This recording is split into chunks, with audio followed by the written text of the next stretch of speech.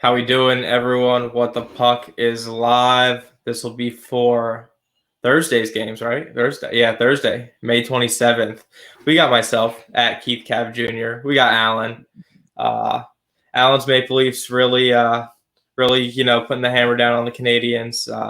We have 3 games going on tonight, 3 elimination games. It looks like the Penguins are on the brink of elimination, down 2 with a minute left. They're done. And then we have the Lightning up 1-0 right now on the Panthers. If that holds, then the Panthers are also done. And then we got Vegas in Minnesota tonight for Game 6. But Allan really wanted to talk about those Oilers and the Jets, so we can lead it off with that crazy sweep there. What are your thoughts? Instant reaction. Instant reaction as a Leafs fan. I love it. I think that we want to play Winnipeg. I don't want to have a series against McDavid. He's a huge liability. So as a Leafs fan, I was like jumping up and down. I also played some bets on the Jets in that last game because I had a feeling that they weren't going to be able to have any answers. I mean, they just have looked a step behind the entire series. They're not a playoff team. They're not a deep team. And as I said in an earlier show, they are 2 NHL All-Stars backed by an AHL team. They really need to figure things out. I know that McDavid wants to stick around with that core, but I'm afraid that he's going to pull a Carey Price and ruin his career by staying with a team that isn't going to benefit him at all. And they need to really make some changes. And I'm not saying they need to add a guy or two. I'm saying that they need to make some changes deep in the coaching staff, maybe even a rebuild. It's crazy to think that you need to make a rebuild when you have guys like Draisaitl or McDavid, but that was frankly embarrassing. I know Edmonton Oilers fans who don't even want to talk about what happened on the ice because they can't even stomach it. You have a blown lead that was worse than what the Leafs did against Boston. You have you get swept worse than Tampa. Like, let's be honest. At the beginning of the series, Winnipeg was more of an afterthought. They came in with one of the worst locker room cultures because they all hated each other. They weren't flowing well as a team.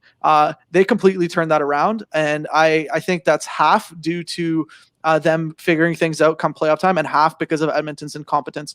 So, I mean, I think Winnipeg was very lucky that they came up against a team that couldn't compete in the playoffs. And I think Edmonton got 100% exposed. I feel bad for Edmonton bettors.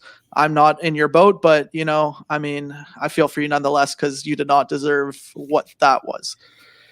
Yeah, I agree with a lot of what you said. One thing I will disagree with you on, I don't think that sweep was worse than the Tampa-Columbus sweep just because Tampa was the number 1 seed, putting up the best record of all time, most points in NHL history, whereas the Oilers were a 2 seed in their own division. So that's the only thing I'll give you. But it is flat out embarrassing that they cannot win with 2 of the best superstars in the entire league.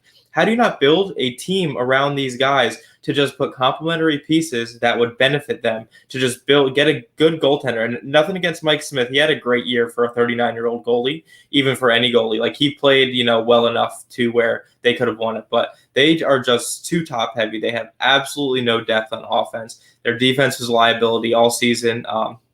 Darnell Nurse and Tyson Barrie are good defenders from an offensive perspective, but on the defensive side of things, they just aren't able to stop much. And I really just think it's a shame that a talent like that is getting swept in the first round. Absolutely. And I think further to that point, the reason why I said the Tampa thing was because they won the cup. So it kind of redeemed that atrocious loss to Columbus. But yeah, no, if Edmonton comes and wins the cup next season, maybe I'll give them a little bit more credit. But now, as an Edmonton fan, I think it would sting a lot. They have a lot of good pieces, which they could build around, which I didn't see them doing as much. As I saw in the last game that I think Nurse played well over an hour. Yeah, 62 minutes. It was insane. Yeah, McDavid played over 40. Draisaitl played over 40. When you have good kids like Ethan Bear, who are playing like 15 minutes. I hate what's going on there, by the way. It's completely uncalled for. Disgusting stuff. Yeah, that stuff it doesn't belong in the league, and I'm happy. Why are you coming at like a young kid with racist stuff? Like, let him play his game, and you're a loser if you do that. You're an absolute loser. Exactly. And stuff on like that. Exactly. I just wanted to get that out there because it's atrocious. I needed to say something on it. But back to the hockey. They need to build around guys like Ethan Bear. He's going to be the future of their franchise alongside guys like McDavid. He's going to be the defensive responsibility of that team. And I think you find more pieces like that. You find people who complement as you said, complement those top line players. Not Zach Cassian. Zach Cassian does not belong on a line. What a With, bad contract that was too. They gave him like exactly. 4 years, like it was like 3.2 per season. What are they? Why? Why would that guy get a contract like that? I have no good answer for you. I And mean, if you look at McDavid's contract, even though he's making 12.5, you can argue he's underpaid. You can argue that absolutely. he is underpaid at that number, so you're actually getting a positive net value on McDavid. Absolutely. And I want to bring it back to the hockey, but like Edmonton needs to figure some things out because this showed that they're just not ready yet. Thankfully, we don't have a lot of games to cover here today. We only have 2 games going on tomorrow. It's Toronto, Montreal, and Carolina versus Nashville. Again, 2 teams that are on the brink. Toronto, Montreal, game 5, it's 3-1 Toronto. And Carolina, Nashville, I believe it's 3-2 Carolina. So Nashville's on the brink in that one for game 6. I'm happy to start with whichever one you want. If you want to give the betting side first, and I'll hop in with the DFS side. Yeah, sure thing. So one elimination game tomorrow. We can start with your Maple Leafs. They just kind of went on a roll after, that JT horrific injury, rolled 3 straight, picked up both in Montreal, coming home to game 5. They are now a minus 3,335 favorite to win the series, and Montreal's plus 1,200. On the money line tomorrow night, we got minus 235 for the Maple Leafs and plus 195 for the Canadians. The over-under set at 5.5. You're getting plus money on that over, about plus 110. I did a good thing on this series. I took Maple Leafs series after they lost game 1. It dropped all the way down to minus 129, and now it's at minus 3,335. So I think I got some good value on that bet. Probably not going to play this game. The over in the series is only 1-3, which I'm guessing that is why the 5.5 is plus money. Carey Price has played well. Like he had that ridiculous save on Spezza. He can only do so much if the Canadians can't score. Cole Caulfield's finally gotten into the series and made a little noise, but hasn't scored a goal yet. Hasn't been able to get as much of an.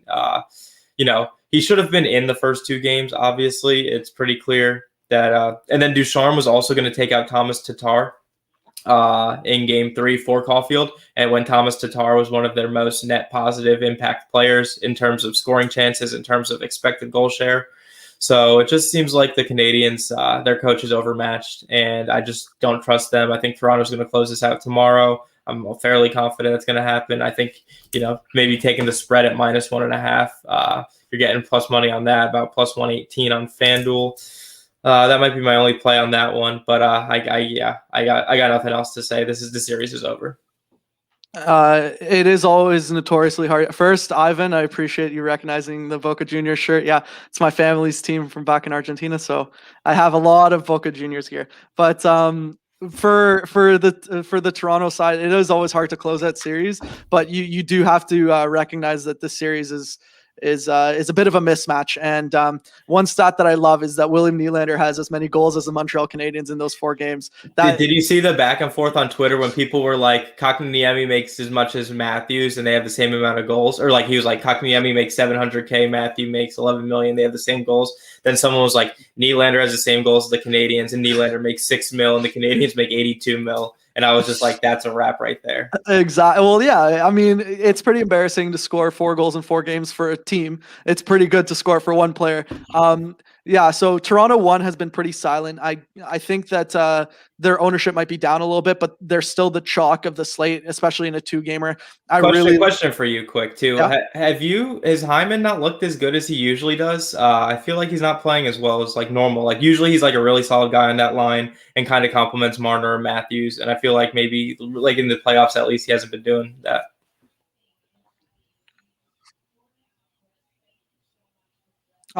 In my opinion, he's come back from injury. So with that, you never really know how healthy he is because everyone wants to play during the playoffs, right? So I don't know if we're seeing Hyman at 100%. I would be frankly a little surprised if we are because his injury was pretty bad. But that was a bad injury. Yeah, I think so with him getting into those dirty areas, I don't see that as much, but he's still like a gritty player. He's still very aggressive on the puck, and he's very easy to play with because he energizes a line. And I think that's one of the reasons why he's so coveted on the Leafs, like within the locker room and stuff. People love the way he plays. And I think as the playoffs go on, he will be better and better. So his price won't rise until he starts getting a tremendous amount of points. So I might still be on him until he really kicks it into high gear, because I think that there will always be value on Hyman, even if the game before he doesn't do that well. So I think also he can always get those peripheral points playing beside Matthews and Marner. You can't really get much better than that. So if they're going to keep him on that top line role, he's always going to be a value play. Yeah, definitely. And Yeah, you also yeah. What else are we thinking? Toronto too. I mean, they, like last game just showed everything that you need to know about that line. You have Chucky Nylander. Sauce, dude. yeah, Chucky yeah, Sauce against his that old was team, dude. disgusting. That was a disgusting pass, straight to Nylander's tape. It was lovely. So he got, I believe it was a goal and 2 assists. It was an empty netter, but still 3-point night. 3.9 for Kerfoot, and obviously Nylander, 4 goals, 4 games. You can't really go wrong with that line. Even the older guys were getting. It was Thornton, Spezza, both scored last game. So definitely with those guys. I don't know if I would play them, but I would definitely look at maybe Spezza. Honestly, if you want like a cheaper value guy for Toronto. For Montreal, you can definitely look at Suzuki and Toffoli and Caulfield as well. I don't really like a lot of Montreal. I think for this game, I would definitely look at the goalie. I would look at Campbell. I would take 4 Toronto players in this game for sure. And my core would include Campbell and at least one guy from either Toronto 1 or Toronto 2. We'll see what happens. Obviously, I want Toronto to win, but I also think they're the smart bet from like a gambler perspective. Yeah, I think the money line might be a little juicy. Like minus 235 is not something I really like to take in the playoffs, especially against a team down 3-1 on an elimination game.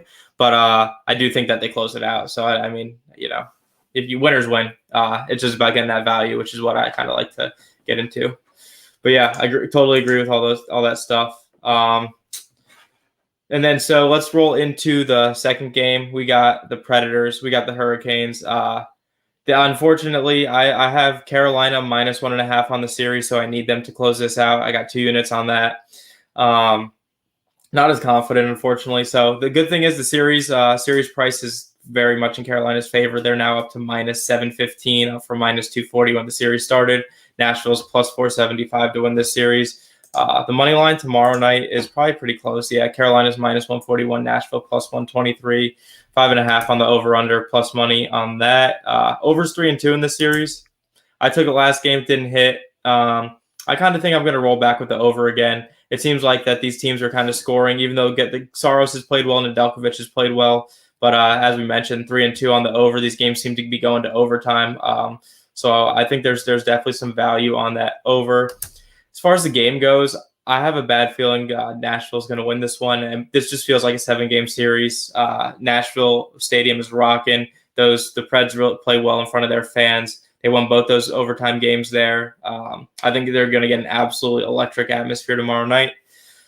So, I mean, if you want to take the Predators at plus money, you're getting a home dog on the brink of elimination against teams that are relatively even match. I think Carolina did outplay them quite a bit on Game 5, but I might if I were you, I would take the Predators. I'm not, because I don't hedge. We're all in on the minus 1.5 series, but that's it from the gambling side of things. How about the DFS side? I mean, we look like Jordan Stahl's kind of been putting up some numbers this series. It's kind of caught my eye from a DFS side. So he's kind of he's really a dark horse pick. I actually like Jordan Stahl a lot. Earlier, somebody asked about Nick Foligno, and just to quickly address that, if he does play, he's going to be playing on the second line with probably Nylander and Galchenyuk. I love him as a second line center, so definitely if he does come back, he is definitely in play, and Kerfoot kind of loses a lot of value in that scenario.